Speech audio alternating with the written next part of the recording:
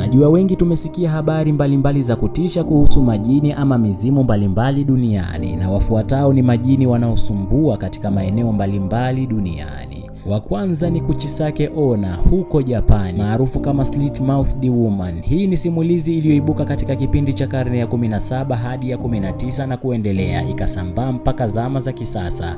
Wanasema huyu ni mwanamke aliyewahi kuwa mke wa mtu, lakini siku moja mumewe alimfumania na mwanaume mwingine, na huyo mumewe akaamua kumpiga na kumjeruhi vibaya mwanamke huyo.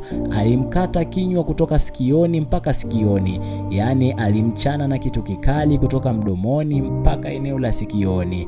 Basi wanasema mwanamke huyo aliondoka nyumbani akiwa na jeraha hilo, na mwisho akabadilika na kuwa jini mwenye kisasi, kwa Kijapani Ornyo. Anaelezwa kuwa mwanamke huyo alikuwa na muonekano mrefu, mwenye nywele ndefu na nyeusi na ngozi nyeupe, na mara nyingi alivaa barakoa ya upasuaji ili kuficha jeraha lake, akiwa na mkasi au kisu mkononi. Wanasema akikutana na wewe nyakati za usiku, atakukaribia na kukuuliza swali, je, mimi ni mrembo? Na jibu lolote utakalolileta basi litaleta maafa. Kwanza ukisema hapana, atakukata hapo hapo mpaka unakufa. Lakini pia ukisema ndiyo, atafunua barakoa yake na kuonyesha jeraha lake la mdomo uliochanika mpaka masikioni. Kisha atarudia kuuliza swali, una uhakika mimi ni mzuri? Na hata ukijibu ndiyo au hapana, utaishia kwa kifo kwa kujeruhiwa vibaya. Ukisema tena ndiyo, ataamini unamnafikia yeye ni mbaya, ila unasema ni mzuri kinafiki. Hivyo wataalamu wengi wanasema ukikutana naye na akikuuliza, utapaswa kumjibu kwa ujanja. Utasema wewe ni wa kawaida tu, jambo litakalomchanganya na kumpa nafasi ya kuondoka. Anakimbia huku analia. Hadithi hii imekuwa ishara ya hofu sana huko Japani. Namba 2 ni Santa Compana huko Uhispania, Galicia.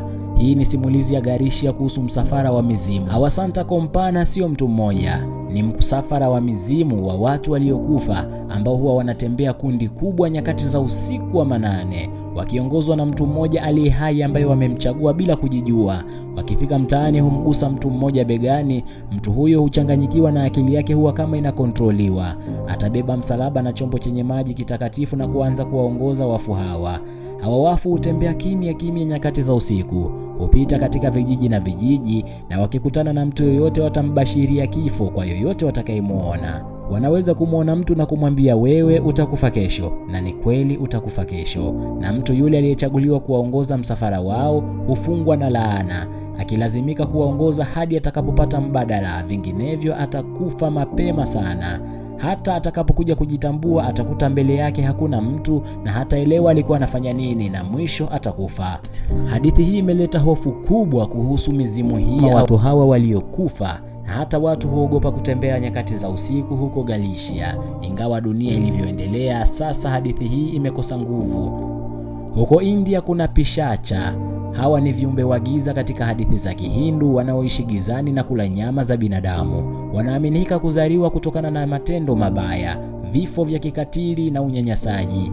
Watu waliokufa katika vifo vya uonevu na kunyanyasika basi hubadilika na kuwa na roho za Pishacha. Wana uwezo wa kuingia katika miili ya watu na kusababisha wazimu, magonjwa au hata tamaa zisizodhibitika. Katika simulizi za kale, viumbe hawa walihusishwa na maeneo yaliyotengwa, makaburi na vita, wakionyesha hofu ya kuharibiwa na nguvu zisizoonekana. Huko Pakistani yuko mwanamke anaitwa Chal Peri, anayejulikana kama Reverse Footed Fairy. Hii ni roho ya kike ya mwanamke mwenye miguu iliyogeukia nyuma. Ni jini anayetisha, ishara ya kuvunja mpangilio wa asili. Wanasema mwanamke huyo anaonekana kama mwanamke mrembo mwenye nywele ndefu za kitamaduni, lakini miguu yake imegeukia nyuma. Hadithi zinasimulia jinsi anavyowadanganya wanaume nyakati za usiku. Wanasema nyakati za usiku, mwanaume uwe timamu au umelewa, akikutana na wewe barabarani atakuvuta kwa uzuri wake, kisha atakudhuru kwa kukunyonya damu katika shingo yako kwenye mshipa mkuu mpaka unakufa. Mara nyingi huonekana karibu na misitu au vijiji vidogo. Wanawake hawafanyi lolote, ila wanaume huwadhuru.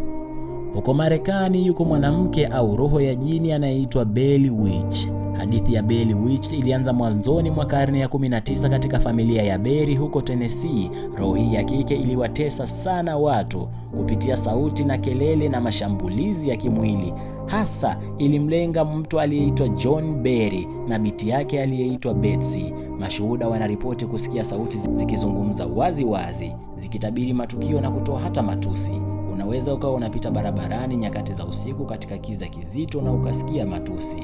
Kisa hiki kilijulikana sana kwa kuendelea kuwa moja ya hadithi ya kutisha zaidi ya mizimu nchini Marekani, ikionyesha hofu ya roho yenye nguvu inayoweza kuathiri familia nzima.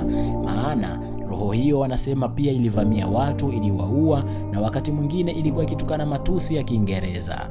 Mimi naitwa Makaveli. Usisahau kusubscribe na kulike, na usisahau kucomment kwenye nchi yako jini gani anasumbua zaidi.